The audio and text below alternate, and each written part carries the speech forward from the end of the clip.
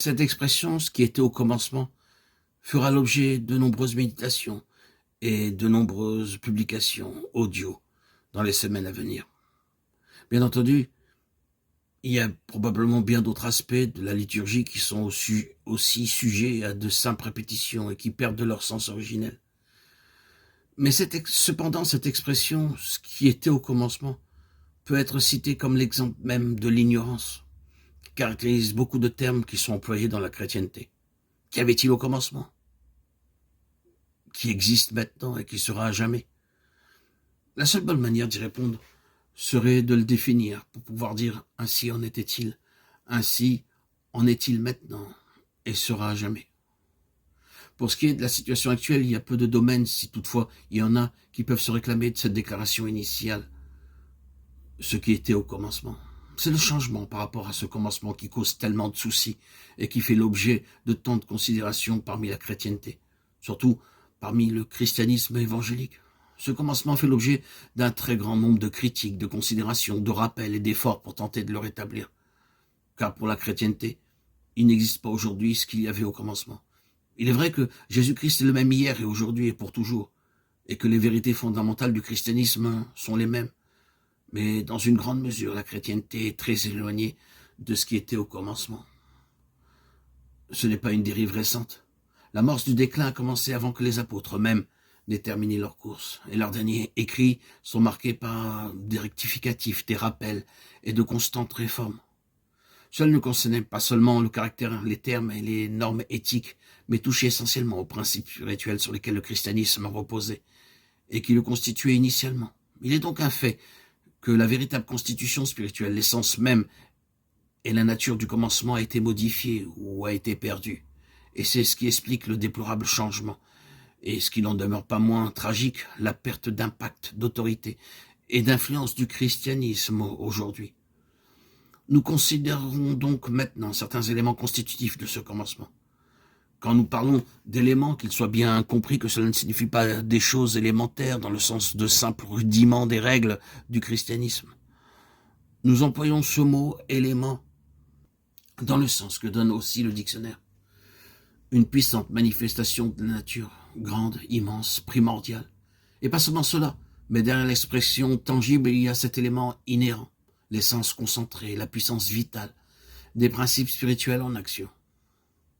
Nous devons prêter attention à cela, car nous sommes convaincus, ayant eu de nombreux et vastes contacts avec des chrétiens et les œuvres chrétiennes, que c'est là que se trouve la réelle clé qui explique la situation spirituelle actuelle. L'erreur, dans la plupart des efforts pour essayer de retrouver l'impact originel, la dynamique et l'autorité du christianisme du début du siècle, consiste à vouloir réformer les choses visibles comme la doctrine, la forme, la méthode et l'œuvre, qui demeurent les points essentiels du débat. Tandis que tout cela peut être ouvertement remis en question dans ses divers aspects. Commencer par ces choses, c'est considérer la fin, et agir ainsi, c'est d'une manière ou d'une autre ajouter à la confusion ou parvenir à une impasse. En effet, dans le meilleur des cas, ce qui pourrait se dégager serait issu d'un compromis, et le compromis est toujours le signe d'un échec. Au lieu de cela, il conviendrait d'affronter honnêtement et courageusement le problème en traitant ce qui est à la racine du mal. Nous vivons à l'âge des compromis, dans tous les domaines, et nous sommes dans un temps marqué par la confusion et les pires mélanges. Nous, chrétiens, nous savons que la situation du monde ne sera jamais redressée et améliorée dans le sens d'une plus grande justice, jusqu'à ce que vienne celui qui a le droit de régner. Mais alors, il ne fera aucun compromis, aucun arrangement. Il ira à la racine des choses et les traitera sans aucune ambiguïté. Pour toute mesure visant à recouvrer la puissance perdue, nous devons aller au-delà des résultats et des effets, que ce soit la doctrine, la méthode, la forme ou l'œuvre, et pointer notre doigt sur les causes.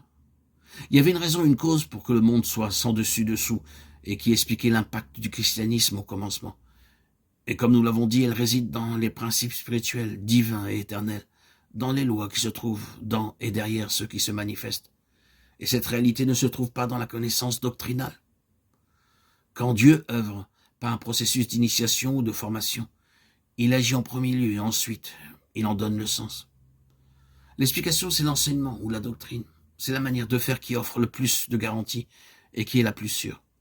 L'enseignement n'intervient alors que comme étant l'explication de l'expérience. C'est seulement lorsque l'enseignement a été donné, mais qu'il a été abandonné, que l'ordre est inversé. Alors, comme dans le cas des prophètes, Dieu dit ce qu'il fait ou va faire et agit conformément à cela. Dans un premier temps, juste assez de lumière est donnée pour que Dieu agisse. Cette méthode et ce principe de Dieu peuvent être vus à la fois dans l'Ancien et dans le Nouveau Testament. Il est toujours plus précieux de recevoir de Dieu la lumière sur ce qu'il a fait pour nous, faire entrer dans la compréhension de ses œuvres, plutôt que d'avoir une somme d'enseignements sans l'expérience. Nous pourrions mieux nous maintenir dans les voies de Dieu et dans ce qu'il fait, s'il en était ainsi. L'impact originel ne résidait donc pas dans une forme déterminée et figée. Il ne dépendait certainement pas de l'organisation et des institutions. Celles-ci n'existaient guère ou même pas du tout. Nous répétons qu'il est folie d'espérer pouvoir restaurer cette puissance originelle en traitant les choses, les effets plutôt que les causes profondes. Creusons au-delà des accumulations de la tradition chrétienne et de l'histoire pour parvenir aux principes fondamentaux. L'auteur, au cours d'une période de presque 40 années de contact personnel avec le christianisme évangélique, et cela dans beaucoup de parties du monde, a été terriblement confronté à un défaut, à une faiblesse fondamentale. Ce défaut, assurément, est représentatif par rapport à ce qui manque aujourd'hui et qui se trouvait au commencement. La doctrine du Saint-Esprit est bien connue et l'enseignement concernant cette doctrine a été largement répandu, à la fois par des exposés personnels et par une somme considérable de littérature en la matière. Mais la question se pose de savoir si malgré tout cela, cette multitude, même la majorité de chrétiens connaît l'Esprit Saint comme une présence positive, active, constituée intérieurement. Cette interrogation se trouve confirmée par la conduite, la condition spirituelle et l'ignorance des croyants, qui de toute évidence sont une négation de l'enseignement du Nouveau Testament dans ce domaine.